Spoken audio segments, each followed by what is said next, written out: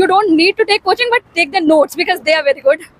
तो पिछले अटेम्प्ट में भी I gave interview and interview में I got decent marks like above average he, but mains में I got like just cut off.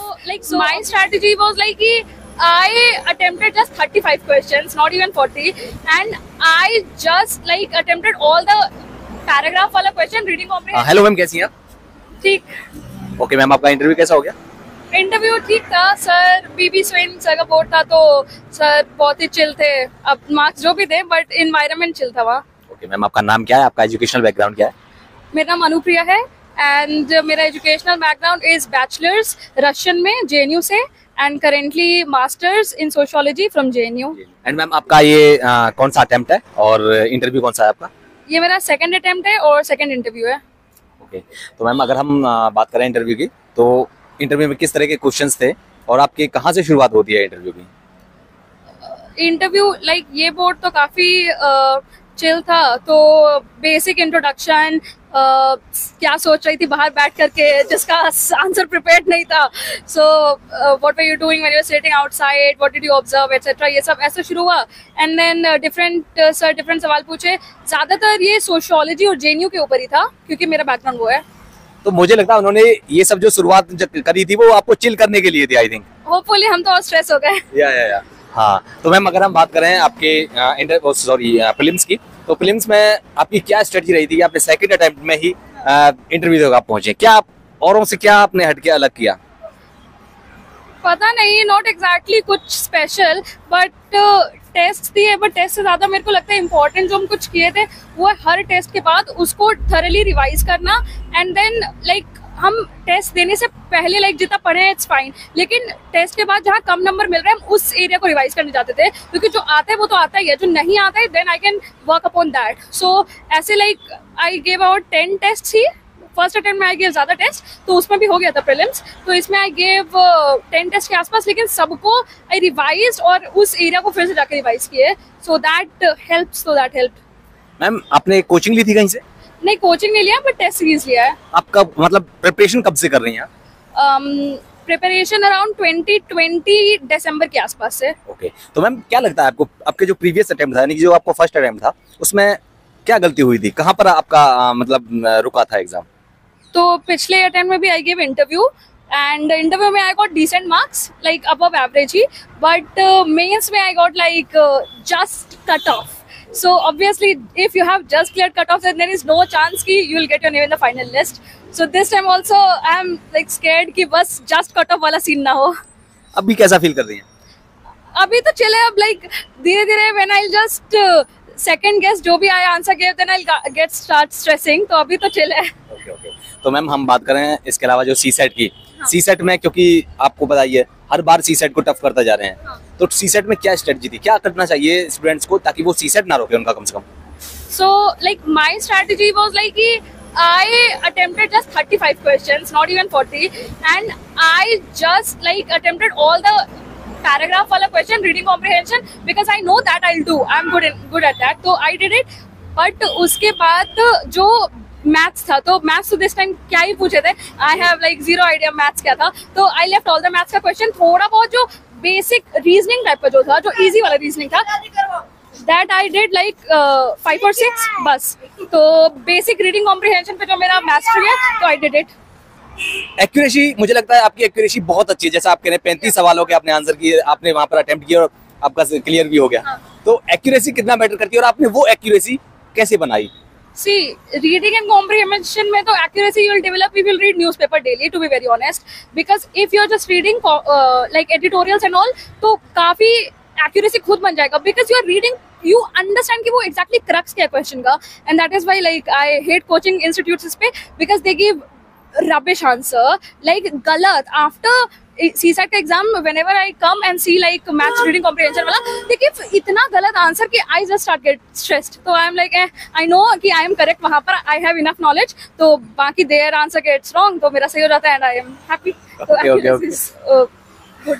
Okay. तो ma'am क्या लगता है जो कोचिंग वाले हैं वो लोगों को गुमराह कर रहे हैं क्या? क्या कोचिंग से बेटर सेल्फ स्टडी करना जरूरी है वो, और सेल्फ स्टडी से किया जा सकता है?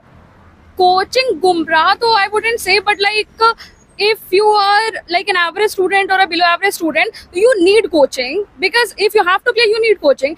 ऐसा नहीं कि यूपीएससी बस एवरेज का नहीं हो सकता है, they need coaching, तो वहाँ पर it's fine.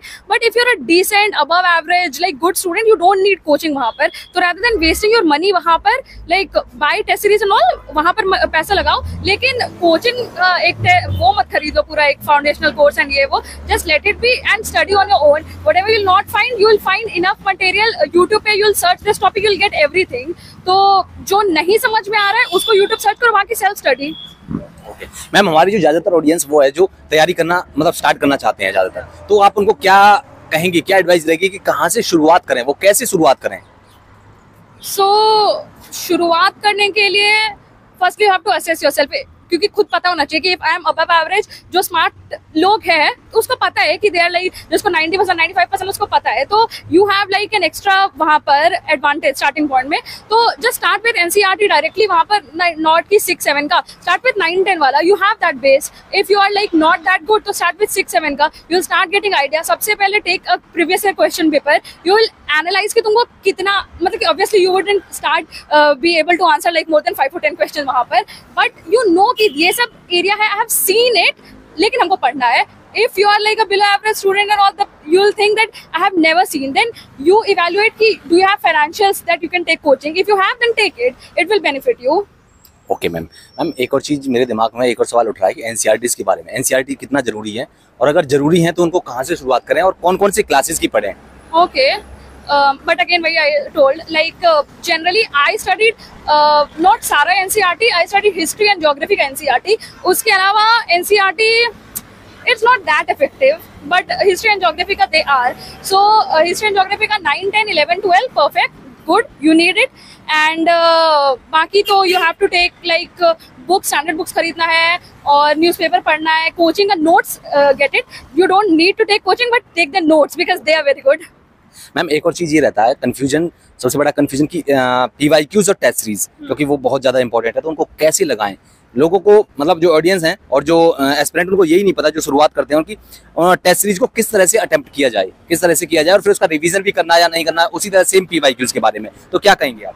So like if you are not getting any idea PYQ कैसे शुरू करें, तो just Google, मतलब YouTube पे जाओ and just type PYQ analysis of like various year. You will get बहुत सारे coaching, vision करता है, sleepy करता है. You will just like start watching it. You will have the idea कि कैसे analyze करना है, because obviously I'm just an aspirant, तो हम जो भी देंगे it's not full, but they are like teachers, they know how to like approach that area. So watch their video and you will get exact idea कि कैसे करना है. So it's just simple. Okay ma'am, एक और ma'am answer writing के बारे में अगर बात करें तो आंसर राइटिंग में आपकी क्या अप्रोच रही थी कि आपने पिछली बार भी आंसर लिखा था, आपने मतलब मेंस लिखा था, इस बार भी आपने मेंस को क्लियर भी किया है, आप पिछली बार भी मेंस आप इंटरव्यू दिया था, तो क्या आपकी अप्रोच रही थी ऐसी औरों से अलग कि आपका पिछली बार भी मेंस क्लियर हुआ था, इस बार भी मेंस क्लियर हुआ था, कैसा क्या कुछ कह सकते हैं?